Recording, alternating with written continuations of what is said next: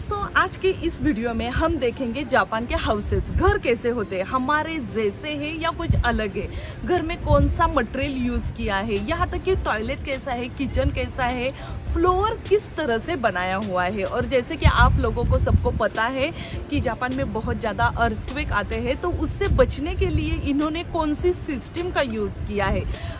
Japan में जो घर होते हैं वो बहुत ज़्यादा हाई टेक्निक का यूज़ करके उन्होंने बनाए होते हैं, तो वो सब हम देखेंगे। यहाँ तक कि हम टॉयलेट से लेकर गार्बेज तक सब कुछ इस वीडियो में बताने वाले हैं। तो दोस्तों आप सबका बहुत बहुत स्वागत है JLPT मराठी में, जहाँ पे हम आपको दिखा रहे हैं जापान में जापान का जो कल्चर है वो, और सिखा रहे हैं जापानीज लैंग्वेज, वो भी हिंदी और मराठी में। तो चलिए दोस्तों स्टार्ट करते हैं घर से। तो ये जो आपको दिखाई दे रहा है, इस घर में हम जाने वाले हैं। और हाँ, यहाँ पे मैं आपको बता दूं कि ये जो घर है ये बहुत ज़्यादा यूनिक है, क्योंकि जापान में ज़्यादातर जो घर आते हैं तो उसमें डबल टॉयलेट बाथरूम नहीं रहता। लेकिन आज जो हम घर देखने जा रहे हैं तो वो 4LDK है, तो उसमें 2 टॉयलेट बाथरूम है, तो बहुत ज़्यादा अलग है, स्पेशलिटी अलग है, वो सारी हम देखेंगे। तो चलिए।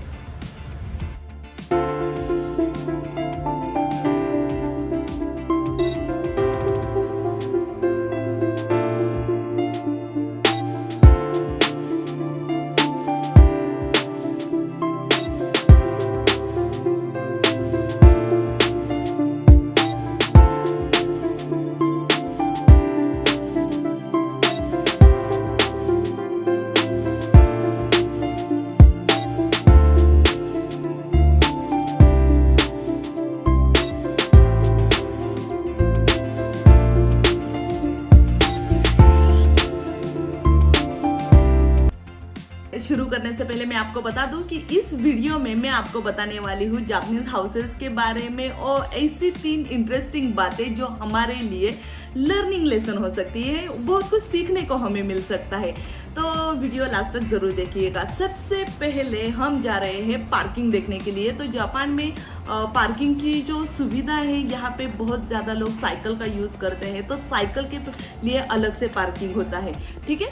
तो उसके बाद हम देखेंगे कार पार्किंग। कार पार्किंग में कैसा है कि अगर आपके पास कार हो तो उसके अलग से चार्जेस आपको भरने पड़ते हैं। ऐसा नहीं है कि सभी एरिया में ऐसा ही है, बहुत कम जगह ऐसा भी होता है कि आपको फ्री में कार पार्क करने के लिए मिल जाती है। तो इस तरह से पार्किंग है, और पार्किंग में भी मशीन का यूज़ किया जाता है। देखिए आप पार्किंग करते समय फर्स्ट फ्लोर या सेकेंड फ्लोर उन्होंने बनाया है, तो बहुत इंटरेस्टिंग है, आपको दिखाई देगा, और बहुत ईजी भी है। ऐसा नहीं है कि मशीन का यूज़ किया है और डिफिकल्ट है, ठीक है। तो ये हुआ फर्स्ट पार्ट। सेकेंड पार्ट हम देखेंगे सिक्योरिटी। यस, जैसे ही आप अपने घर में जाते हो तो उससे पहले आपको सिक्योरिटी की मिलते हैं। देखो यहाँ पे ये देनवा बांगो टेलीफोन जैसा रहता है, वहाँ पे आपको नंबर प्रेस करना पड़ता है। आपके पास एक की होती है, और जब आप किसी के घर में मेहमान बन के जाने वाले होते हो तो वहाँ पे वो सिर्फ नंबर डाल के उन्हें कॉल करना पड़ता है, और कॉल करने से आपका पूरा फेस जो है वो वहाँ पे दिखाई देगा।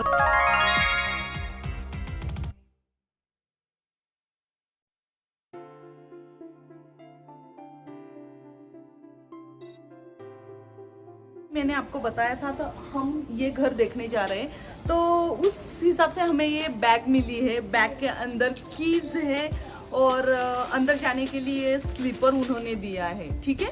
तो चलिए हम जाते हैं, देखते क्या क्या है अंदर। चलिए।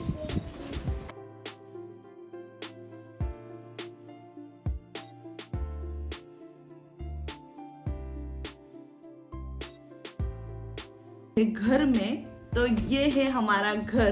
तो फर्स्ट रूम में हम आए हैं, तो फर्स्ट रूम में आपको दिखाई देगा दोस्तों, ये है 4 BHK, तो 4LDK। यस, हमारे यहाँ पे BHK रहता है, जापान में LDK रहता है, लिविंग और डाइनिंग रूम ऐसा कह के। तो हम है फर्स्ट रूम में। तो फर्स्ट रूम का एरिया आपको दिखाई देगा। यहाँ पे हमें ध्यान में रखना है कि जो वॉल है वो किस तरह से बनाई है। तो यहाँ पे मैं आपको एक बात बता दूँ, जापानीज जो हाउसेस होते हैं वो बहुत ज़्यादा लकड़ी का यूज़ किया है उन्होंने, ठीक है। आप टक टक करके भी देखोगे ना तो उससे आवाज़ आ जाएगी, ठीक है। और जो फ्लोर है वहाँ पे उन्होंने कारपेट का यूज़ किया है। बहुत से ऐसे हाउस होते हैं, अगर आपको कारपेट नहीं चाहिए तो वुडन का ही पूरा रहता है, ठीक है। उसके बाद में हम देखेंगे एसी सिस्टम रहती है। हमने जो अभी घर देखा है वो फर्निश्ड नहीं है, यहाँ पे कुछ भी फर्नीचर नहीं है, तो हमें फर्नीचर बाहर से लाना पड़ता है। तो जैसे कि मैंने आपको बताया था कि मैं आपको 3 इंटरेस्टिंग बातें बताने वाली। तो फर्स्ट बात ये है कि सेल बिफोर यू बाय। मतलब क्या है कि जो भी आप कुछ खरीदी करना चाहते हो, कुछ बाय करना चाहते हो, तो बाय करने से पहले ये लोग, जापानीज जो लोग हैं, वो सोचते हैं कि उसे सेल कैसे करेंगे। क्योंकि ऐसा नहीं है कि हमने कुछ खरीदी किया और बाद में उसे यूज़ करके फेंक दिया, ऐसा नहीं होता। यहाँ पे आपको चीज़ें फेंकने के लिए भी रिसाइकलिंग के पैसे भरने पड़ते हैं। तो ये लोग क्या करते हैं कि ऐसी चीज़, मतलब ब्रांडेड चीज़ें खरीदी करते हैं, और वो खरीदी करने के बाद में जब भी उन्हें वो हाउस छोड़ के जाना पड़ता है तो वो सेल करते हैं, रीसेल करते हैं। तो उनके कुछ पैसे उन्हें वापस मिलते हैं, नहीं तो उन्हें रिसाइकलिंग के पैसे भरने पड़ते हैं। तो यहाँ पे सेल बिफोर बाय ये बहुत ज़्यादा सोचा जाता है। तो हमें भी घर में जो फर्नीचर है वो बहुत ज़्यादा जापान महंगा है, आपको पता होगा, तो हम रीसेलिंग का ले सकते हैं। इसके बाद में हम जाने वाले हैं किचन में। तो किचन भी बहुत ही इंटरेस्टिंग है दोस्तों। किचन में आपको दिखाई देगा यहाँ पे जो गैस सिस्टम है वो इनबिल्ट है, ठीक है। तो इसमें ग्रिलिंग की सिस्टम है, आप ग्रिल भी कर सकते हो, और 3 ऐसे बर्नर आते हैं, तो बहुत अच्छा है। और रखने के लिए लॉफ्ट भी बहुत ज़्यादा होते हैं, दिखने में आपको ऐसा ही दिख रहा होगा। और लॉफ्ट की सिस्टम है। उसके बाद में जापान में बहुत ज़्यादा ठंडी है, गर्मी है, तो उस हिसाब से घर में गर्म पानी आने के लिए सुविधा उन्होंने की है। और हाँ, रूम का जो टेम्परेचर है वो मेंटेन रखने के लिए भी एक बोर्ड दिया है, तो आप उसे मेंटेन भी रख सकते हैं।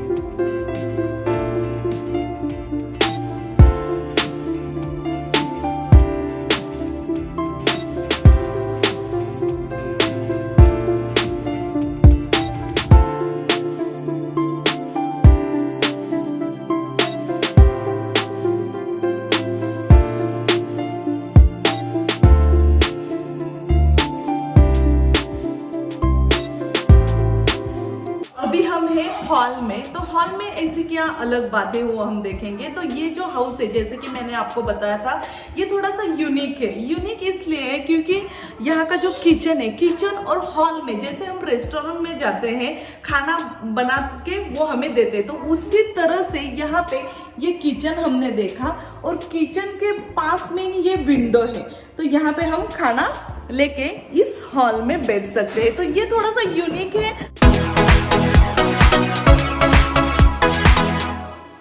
बताने वाली हूँ कि ये जो हॉल हम देख रहे हैं, डाइनिंग हॉल के बाजू में ये जो है वो डोर्स है। तो देखिए, इसे ऐसे ही स्लाइड करने से अलग रूम हो जाती है। और हाँ, यहाँ पे मजे की बात ये है कि ये जो डोर्स है वो हम निकाल भी सकते हैं और उसका पूरा एक हॉल बना सकते हैं। तो इस तरह से ये जो है वो हम निकाल के बाजू में रख सकते हैं, और जैसे कि हमारे यहाँ पे मेहमान आए तो हम पूरा एक हॉल बना सकते हैं। तो ये है खासियत जापानीज घरों की। तो कैसी लगी आपको? यहाँ पे और एक इंटरेस्टिंग बात मैं आपको बताना चाहूँगी। ये जो आपको नीचे दिखाई दे रहा है ना, चटाई के जैसा, तो ये क्या है, जापानीज ट्रेडिशनल जो हाउस होते हैं उनमें ये थातामी करके आता है।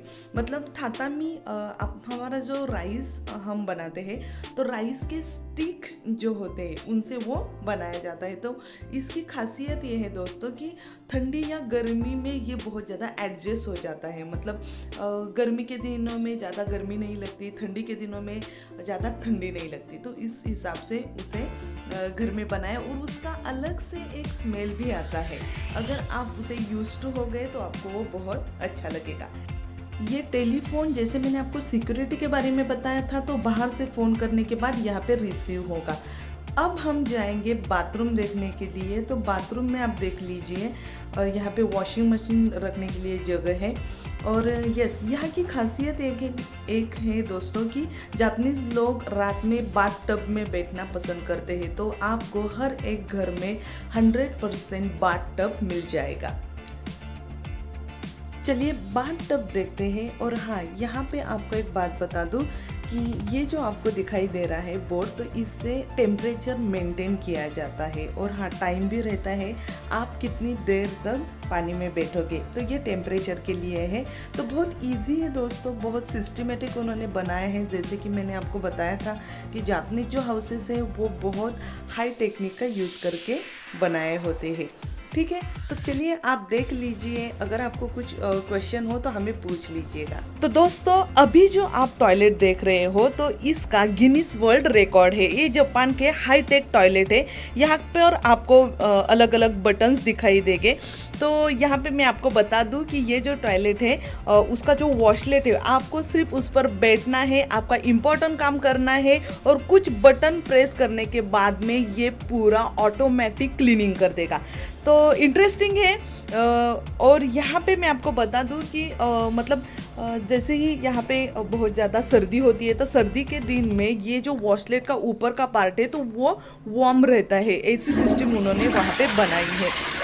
और हाँ, रिसाइकलिंग का पानी, यहाँ पे ये जो टॉयलेट है ये इको फ्रेंडली उन्होंने बनाया है। ये जो पानी आप यहाँ पे देख रहे हो तो वो रिसाइकल करके उसका रीयूज़ किया जाता है।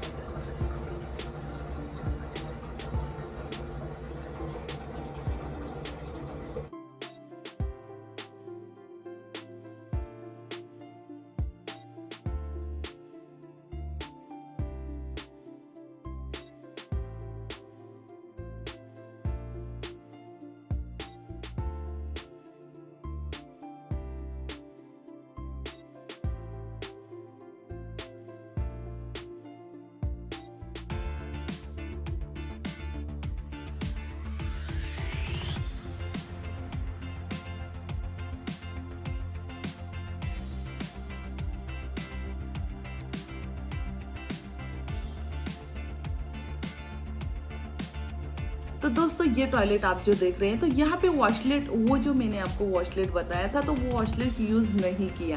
तो खंबा दिखाई दे रहा है। तो अगर आपको उठने बैठने के लिए तकलीफ है तो आप इसका इस्तेमाल करके उठ सकते हैं, बैठ सकते हैं। और यहाँ पे ये बटन भी आपको दिखाई दे रहा होगा। अगर कुछ ऐसी इमरजेंसी आती है टॉयलेट के समय, तो आप उस बटन को, इमरजेंसी बटन को प्रेस करके आप बुला सकते हैं। तो ये बहुत बहुत छोटी छोटी ऐसी बातें हैं, उसका ख्याल रख के उन्होंने ये घर बनाया है।